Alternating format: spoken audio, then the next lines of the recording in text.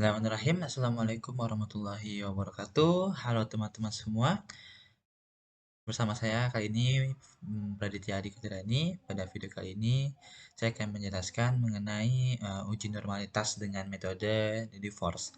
Yang dimana video ini merupakan salah satu ya video buat tugas saya dalam mata kuliah statistika terapan dengan dosen pengampunya Dr. Tommy Listiawan, SSI MPT MCE dari Universitas Bhinneka PGRI.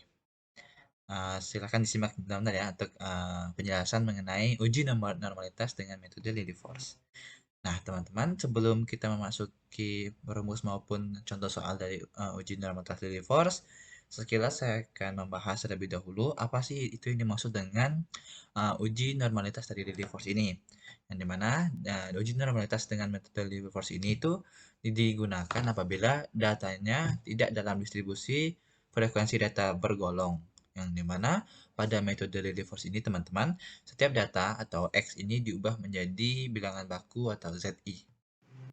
Nah, saya sedikit merangkum hal-hal yang perlu ataupun langkah-langkah yang kita lakukan dalam uji normalitas Force nanti yang dimana dari sebuah soal ataupun sebuah kasus hingga kita mendapatkan yang namanya kesimpulan dari kasus tersebut. Yang dimana teman-teman dalam melakukan uji normalitas menggunakan metode Force ini, itu langkah-langkah uji normalitas itu yang pertama tentunya kita harus membuat yang namanya hipotesis terlebih dahulu. Dan kita harus menyusun sebaran data yang akan diuji dari nilai yang paling terkecil hingga nilai yang terbesarnya. Misalnya ada 40 data gitu ya. Nah, kita harus susun nih dari nilai yang terkecilnya. Misalnya nilai kecilnya 0. Terus nilai terbesarnya ada 100 nih. Nah, misalnya atau 40 ya. Jadi kita harus urutan nih dari 0, 1, 2, 3, 4, 5, 6, 7 sampai 40. Nah, setelah kita membuat hipotesis dan menyusun sebaran data tadi yang dari terkecil dan terbesar, kita juga harus menghitung yang namanya nilai normal setiap data atau Z. Nah, setelah kita mendapatkan Z ini juga, kita akan menentukan luas kurva FZI dengan melihat dari tabel Z negatif dan positif. Apa sih itu? Nanti kita akan coba ini berlatih satu contoh soal ya teman-teman. Dan yang keempat, kita harus menghitung nilai SZI, yaitu frekuensi kumulatif relatif dari masing-masing dibagi dengan jumlah data atau X tadi. Nah, kemudian selanjutnya kita harus menentukan nilai Force hitung atau L hitung. Nah, selanjutnya kita juga menentukan nilai Force tabel. Nah, setelah kita mendapatkan nilai Force hitung dan Force tabel, kita harus membandingkan untuk mendapatkan sebuah kesimpulan dari uji hipotesis kita, yang dimana kita harus membandingkan nilai Force hitung dan nilai Force tabel dan kesimpulannya sesuai dengan hipotesis kita. Nah, mungkin teman-teman kalau pengertian ini udah ngerti ya, mungkin kita akan coba untuk mengupas salah satu soal menggunakan uji normalitas Force ini agar teman-teman lebih paham nih apa sih itu uji normalitas Force dan bagaimana pengerjaan satu buah soalnya. Nah, di sini kita ada contoh soal teman-teman yang saya ambil dari referensinya buku statistika untuk penelitian edisi kedua karangan dari Budiono ya. Yang dimana soal di sini sebuah sampel berukuran 6 diambil secara random dari suatu populasi. Keenam nilai dari sampel tersebut adalah sebagai berikut. Ada 4, 0, 8, 6, 14, dan 10. Jadi ada 6 buah data di sini. Dengan mengambil alfanya itu sama dengan 5%. Nah, ujilah hipotesis yang mengatakan bahwa sampel tersebut berasal dari populasi yang berdistribusi normal. Nah, ini contoh soal mengenai uji normalitas dengan metode Force, teman-teman. Nah, langkah yang harus kita lakukan sama seperti yang tadi di awal yang sudah saya jelaskan. Langkah-langkah untuk metode Force-nya agar teman-teman lebih paham ya jika menggunakan prosedur ini dan lebih terarah gitu. Karena sejatinya untuk uji statistika itu kebanyakan adalah kita mencari bukan statistika ya teman-teman ya, untuk mata pelajaran atau mata kuliah eksak kayak matematika, kimia, fisika, biologi, fisika itu kita mencari part-part yang kurang sehingga kita bisa mengerjakan dari soal tersebut. Nah, di sini langkah pertama kita itu harus membuat hipotesis terlebih dahulu dan menyusun sebaran data yang akan diuji dari nilai yang terkecil dan nilai yang terbesar ya. Nah, di sini kita membuat H0-nya, ini kita ambil dari soal. Jadi H0 ini adalah sampel berasal dari populasi yang berdistribusi normal, dan H1-nya itu sampel tidak berasal dari populasi yang berdistribusi normal. Nah, teman-teman, jika nanti H0-nya diterima, maka kesimpulan dari uji ini adalah sampel berasal dari populasi yang berdistribusi normal. Tetapi jika H0-nya nanti ditolak, maka kesimpulan dari uji ini adalah sampel tidak berasal dari populasi yang berdistribusi normal. Nah, untuk kita lebih mengerti lagi, kita masukkan alfanya teman-teman, yang dimana alfa ini yang dari soal tadi adalah 5% atau sama dengan 0,05. Nah, itu tadi langkah step awal dalam kita mengajukan uji Lilliefors adalah untuk membuat hipotesis dan harus mengurutkan sebaran data tadi dari kecil ke besar. Nah, ini di sini di bagian ini ya. Ini adalah sebaran data yang sudah saya urutkan dari nilainya X dari yang paling kecil ya, teman-teman. Tadi paling kecilnya adalah 0, 4, 6, 8, 10, dan paling besarnya adalah 14 dengan frekuensinya adalah 1. Nah, mungkin sedikit mengingatkan bahwa frekuensi adalah munculnya data itu berapa kali gitu. Nah, kebetulan pada soal ini adalah data itu semuanya muncul satu kali gitu. Jadi frekuensinya semua satu. Nah, teman-teman, sebelum kita untuk menghitung nilai normal setiap data atau ZI, karena di soal ini saya melihat tidak diberikan rata-rata atau simpangan deviasinya, maka terlebih dahulu kita harus mencari rata-rata dan simpangan deviasi agar ke depan agar kita mudah mencari hal-hal lain yang belum ditemukan di soal ini.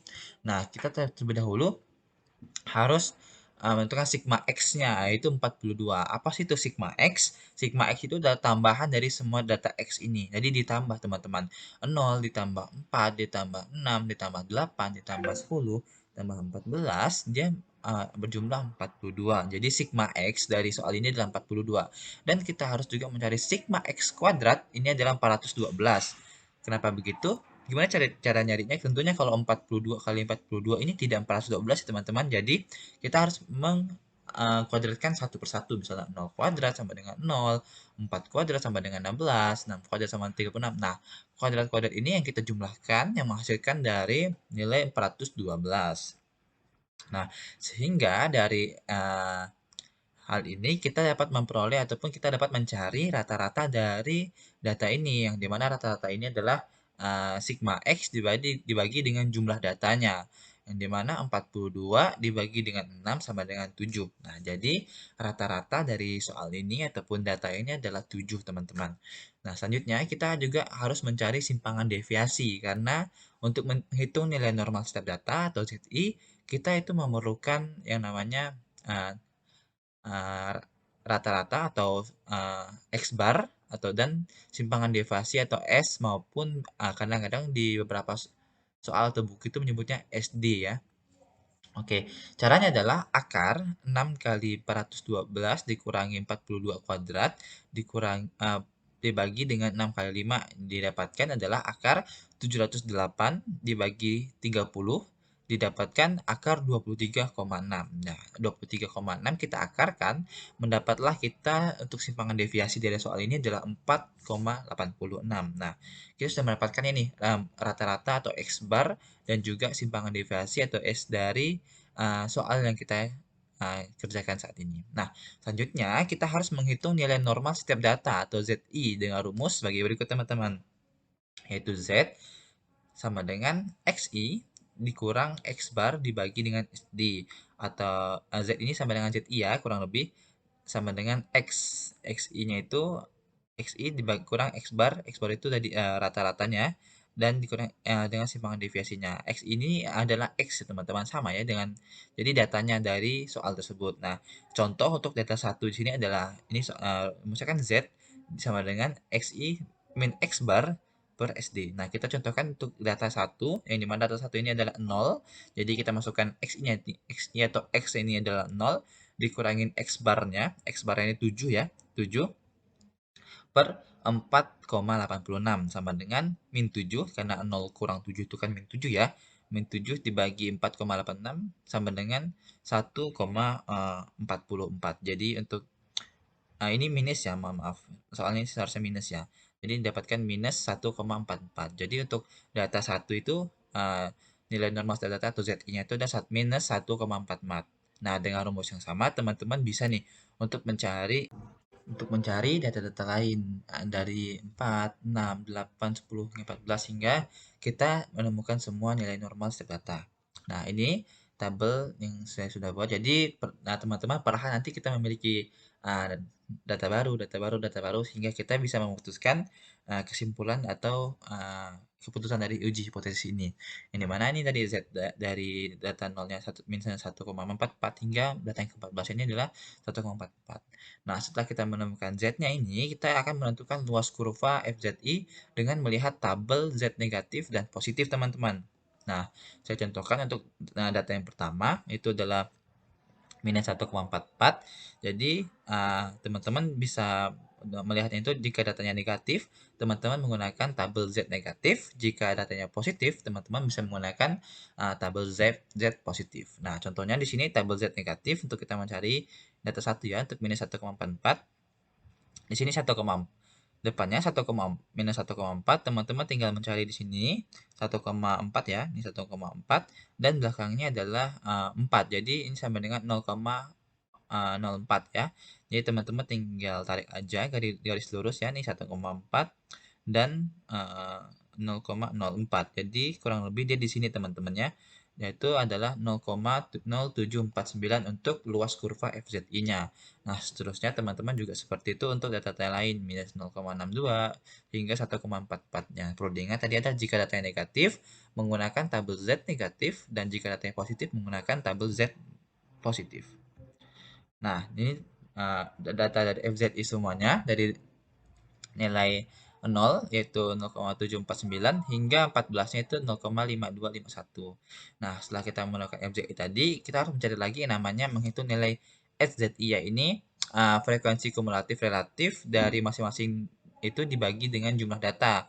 Nah, untuk menentukan jumlah SZ ini yaitu menggunakan rumus ini teman-teman ya. SZ sama dengan jumlah frekuensi kumulatif tiap data dibagi dengan jumlah data. Nah, yang perlu saya garis bawahi adalah frekuensi kumulatif dari teman-teman.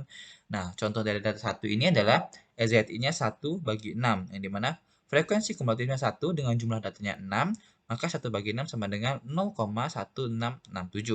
Nah, contoh data kedua, SZ-nya 1 tambah 1 dibagi 6. Kenapa dibagi 6?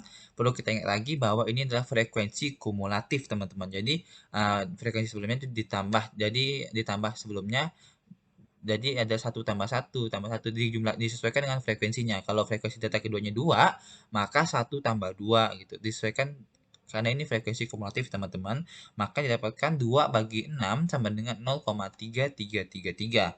Nah, untuk hal yang sama, teman-teman dapat mencari untuk nilai SZI pada 6 data ini, teman-teman. Kita dapatkan lagi bahwa SZI-nya ini tadi dari data satunya 0,1667 hingga data 14-nya pasti teman-teman 1,0000 karena kita menggunakan frekuensi kumulatif, teman-teman. Jadi nanti frekuensi pasti munculnya itu sama dengan jumlah datanya ya, teman-teman. Pasti nilai akhirnya adalah 1,000. Nah, setelah kita mendapatkan 5 hal yang kita perlukan ini, 5 komponen ini, kita dapat menentukan nilai Lillie force hitung atau L hitung dengan rumus L hitung sama dengan mutlak FZI dikurang SZI. Nah, perlu digarisbawahi atau kita ingat-ingat di sini adalah nilai mutlak, teman-teman. Jadi, walaupun nilai nanti negatif, dia akan menjadi positif karena di sini adalah nilai mutlak. Nah, kita contohkan pada data 1, L1 di sini sama dengan mutlak FZI dikurang SZI. Di sini FZI-nya adalah 0,749 dikurangi dengan 0,1667 ya teman-teman, sama dengan ini seharusnya minus 0,0918 karena dia mutlak maka dia menjadi positif, teman-teman. Nah, untuk rumus yang sama teman-teman juga bisa mencari semua datanya hingga kita dapatkan seperti ini. Tinggal dikurang FZI dengan SZI-nya maka kita mendapatkan nilai Lillie force hitungnya, teman-teman. Nah, untuk menemukan nilai Lillie force hitung yang akan kita jadikan komparasi ataupun perbandingan dengan Lillie force tabel, kita harus mencari nilai Lillie force hitung yang paling besar dari tabel ini. Nah, di sini nilai Lillie force yang paling besar adalah 0,1009, maka dari itu diperoleh L hitungnya adalah sama dengan 0,1009. Oke. Nah, setelah kita memperoleh Lilly Force hitung, kita juga harus menentukan nilai Lilly Force tabel. Di sini sudah ada tabel yang disajikan untuk teman-teman menentukan sendiri nilai Lilly Force tabelnya, disesuaikan dengan jumlah data dan alfa yang diberikan pada kasus yang teman-teman sedang uji ya. Nah, di sini di mana jumlah data kita itu adalah 6 data dengan alfanya itu 0,05 atau tadi di soalnya itu disebutkan 5% teman-teman. Maka nilai force tabelnya adalah 0,319. Kenapa sih nilai force tabelnya 0,319? Nah, hal yang sama kita terapkan pada kayak mencari tabel Z positif maupun Z negatif tadi.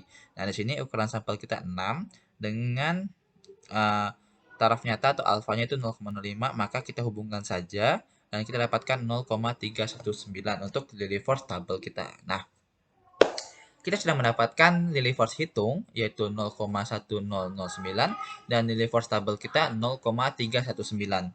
Nah, dari hal ini teman-teman, kita dapat membandingkan nilai Lilly force hitung dan nilai Lilly force tabel dan kita dapat menarik kesimpulan dari hipotesis yang kita buat ini.